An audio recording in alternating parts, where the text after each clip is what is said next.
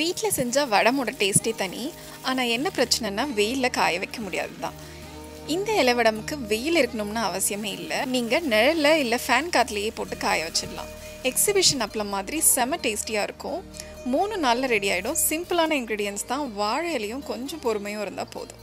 So இதுக்கு பச்சரிசி, சீரகம், பச்சை மிளகா, அப்புறம் உப்பு, இதுதான் தேவையான இன்க்ரீடியன்ட்ஸ். முதல்ல அரிசியை நல்லா அலம்பிட்டு 3 மணி நேரம் குறைஞ்சது ஊற வச்சுக்கலாம். அப்புறம் தண்ணியை வடிச்சிட்டு மிக்ஸி ஜாரில் எடுத்துகிட்டு நல்லா வழவழன்னு அரைச்சிக்கலாம். குறக்குறன்னு இருந்தால் ஹார்டாக வரும். லைட்டாக கிறிஸ்பியாக வேணும்னா நல்லா ஸ்மூத்தாக அரைச்சிக்கணும். தண்ணி கம்மியாகவே சேர்த்தாருங்க. ஐஸ் வாட்டர் சேர்த்து அரைச்சிங்கன்னா மாவு சூடாகாமல் இருக்கும். இந்த அரைச்ச மாவை ஒரு பாத்திரத்தில் ஊற்றி வச்சுக்கலாம். அப்புறம் ஒரு 3-4 பச்சை மிளகாயை உப்பு சேர்த்து குறக்குறப்பாக அரைச்சிக்கலாம்.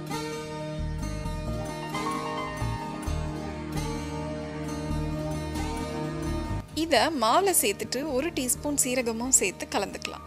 தண்ணி தேவைப்பட்டால் சேர்த்துக்கோங்க. தோசை மாவோட கொஞ்சம் தண்ணியாக இருக்கணும். ரொம்ப தண்ணியாக இருந்தாலும் இலையிலேருந்து எடுக்க வராது. ஸோ அதுக்கு தகுந்த மாதிரி தண்ணி சேர்த்துக்கோங்க. இப்போ ஒரு இட்லி பானை இல்லை ஸ்டீமரில் தண்ணி சேர்த்துட்டு ஒரு ஃப்ளாட் சர்ஃபேஸ் ரெடி பண்ணிக்கலாம். இலை இதில் தான் வச்சு ஸ்டீம் பண்ண போகிறோம். நான் இந்த மாதிரி வாழை இலையை அந்த இட்லி பானைக்குள்ளே ஃபிட் ஆகிற மாதிரி கட் பண்ணி க்ளீன் பண்ணி ட்ரையாக வச்சுருக்கேன். இதில் நம்ம அரைச்ச மாவை ஒரு கரண்டி ஊற்றி மெல்லிசாக தோசை மாதிரி ஊற்றிக்கலாம். இப்போ இலையை அப்படியே எடுத்து ஸ்டீமரில் வச்சு மூடி வேக வச்சுக்கலாம். அது வெந்துட்டுருக்கும் போது அடுத்த இலையில் அதே மாதிரி மாவை ஊற்றுங்க.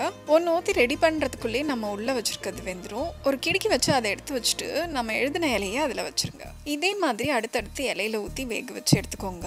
ஓரளவு ஆறுனப்புறம் இலையிலேருந்து கவனமாக உரிச்சு எடுங்க. ஓரத்தெல்லாம் பீல் பண்ணிவிட்டு அப்புறம் உரிச்சிங்கன்னா ஈஸியாக வரும். எடுக்கும்போது மடியாமல் பார்த்துக்கோங்க, இல்லாட்டி அப்படியே ஒட்டிக்கும். பீல் பண்ண வடமாக ஒரு சுத்தமான துணியில் போட்டு வச்சுக்கலாம். வேஸ்ட்டே இல்லை இதுக்குன்னே வச்சுருக்க துணியில் ஃபுல்லாக இலை வடமாக அரேஞ்ச் பண்ணிக்கலாம். இதை வெயில் இருந்தால் வெயிலில் காய வைங்க, இல்லாட்டி ஃபேன் காற்றுலேயே கூட காஞ்சிடும். ஒரு 3 டேஸில் இந்த மாதிரி நல்லா காஞ்சிடும். ஒரு ஏர்டைட் டப்பாவில் போட்டு வச்சிங்கன்னா 7-8 மாதம் வரைக்கும் அப்படியே இருக்கும்.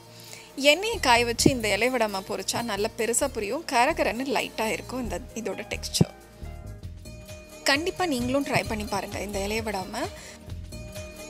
இது எல்லாருக்குமே ஈஸியாக வரும். பிக்னஸ் கூட ஈஸியாக ட்ரை பண்ணலாம்.